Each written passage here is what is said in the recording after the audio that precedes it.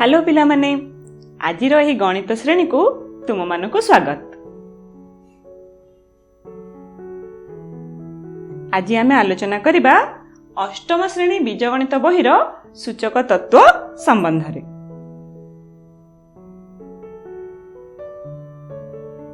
अच्छा कहलो पिलाए एठार तुमे कौन देखुच?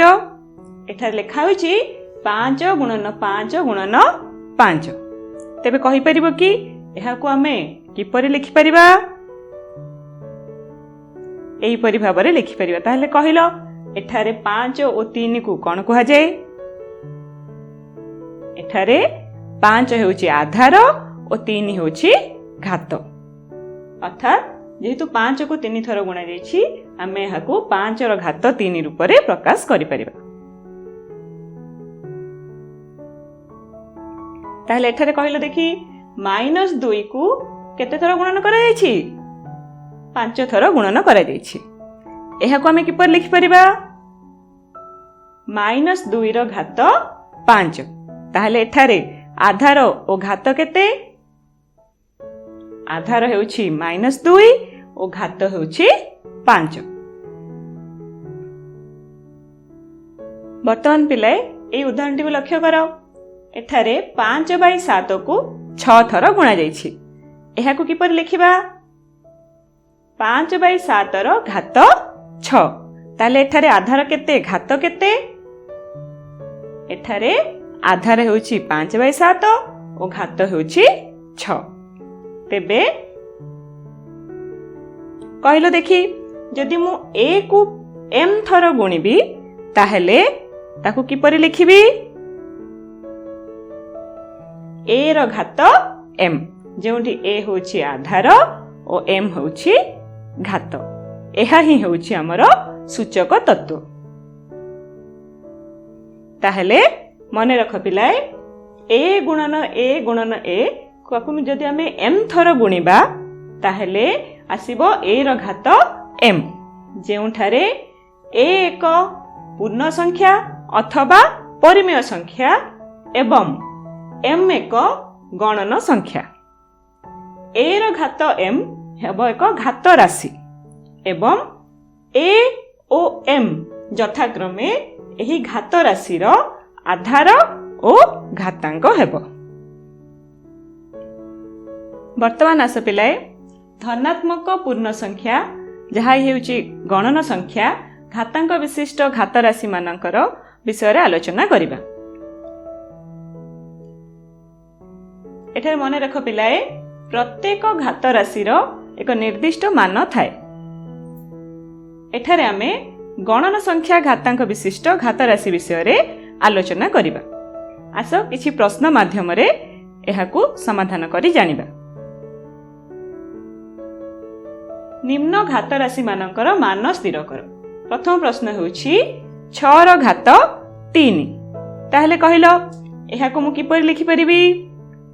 ठीक कहिछ 6 रो घात 3 अर्थात 6 को 3 थर गुणन करिबा।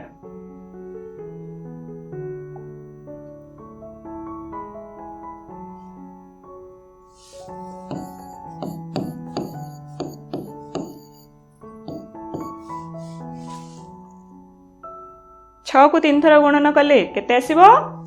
216।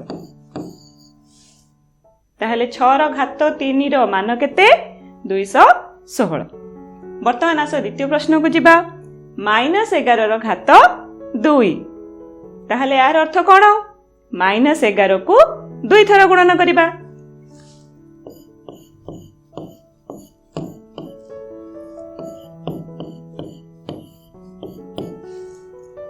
-11 गुणन -11।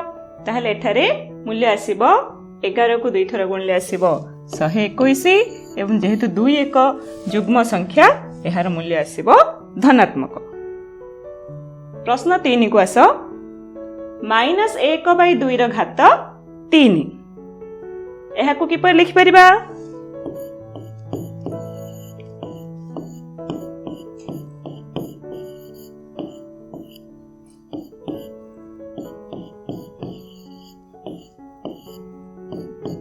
-1/2 को 3 थर गुणन करिबा कहिलो यार मूल्य केते आसीबो -1/2 को 3 थर गुणन कले जेहेतु 3 एक अजुग्म संख्या अछि यार मूल्य आसीबो -1/8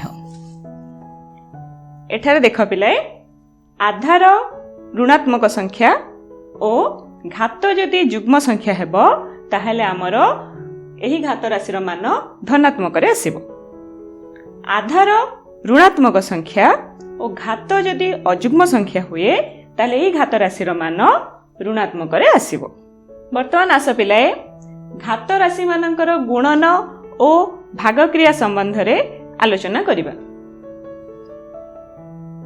एही संबंधिय प्रथम नियमटी को आस देखिनबा नियम 1 हेउछि एक अणशून्य परिमेय संख्या एवं m और n दुईटी गणन संख्या हेले a रो घात m गुणन a रो घात n रो मूल्य आसीबो a रो घात m प्लस n अर्थात आधार जदि समान अछि ताहले गुणन बेले एक आधार विशिष्ट घात राशि मानकर जोगफल आसीबो ताहले आसो किछि प्रश्न माध्यम रे आमे एही नियमटी को जानिबा निम्नलिखित राशि गुडी को एक आधार विशिष्ट घात राशि रे प्रकाश करो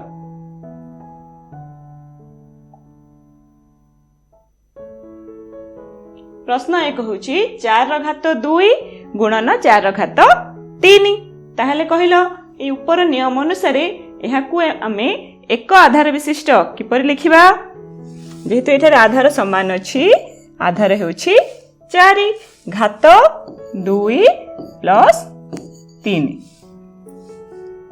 ताहले हे आसीबो 4 रो घात 5 सेही परि आस द्वितीय प्रश्नटी को देखिबा 1/3 रो घात 3 गुणन 1/3 रो घात 4 एक आधार विशिष्ट घात राशि रे प्रकाश करिबा को हेले एहा को हमें कोन करिबा ऊपर नियम अनुसार 1/3 रो घात 3 प्लस 4 हेबो अर्थात 1/3 रो घात हेबो 7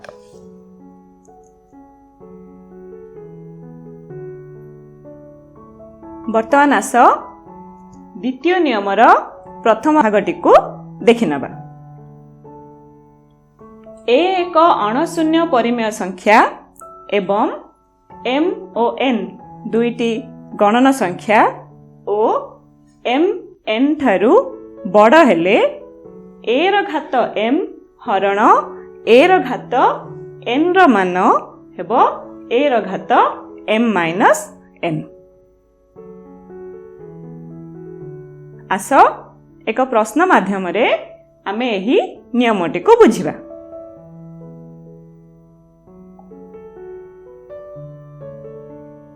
एठारे एक आधार विशिष्ट घात राशि रे प्रकाश करिबा प्रश्नटी हेउछि 2/9 रो घात 5 हरण 2/9 रो घात 3 ऊपर नियम अनुसार 2/9 रो घात हेबो केते 5 माइनस 3 जहार मूल्य आसीबो 2/9 रो घात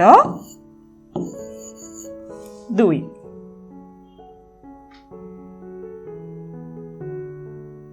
वर्तमान आस द्वितीय नियमर द्वितीय भागटी को देखिबा द्वितीय भागटी होछि एक अणशून्य परिमेय संख्या एवं m और n दुईटी गणन संख्या जेउठी n greater than m n रो मूल्य m ठारू बड़ हेले a रो घात m हरण a रो घात n रो मूल्य आसीबो 1/a रो घात n माइनस m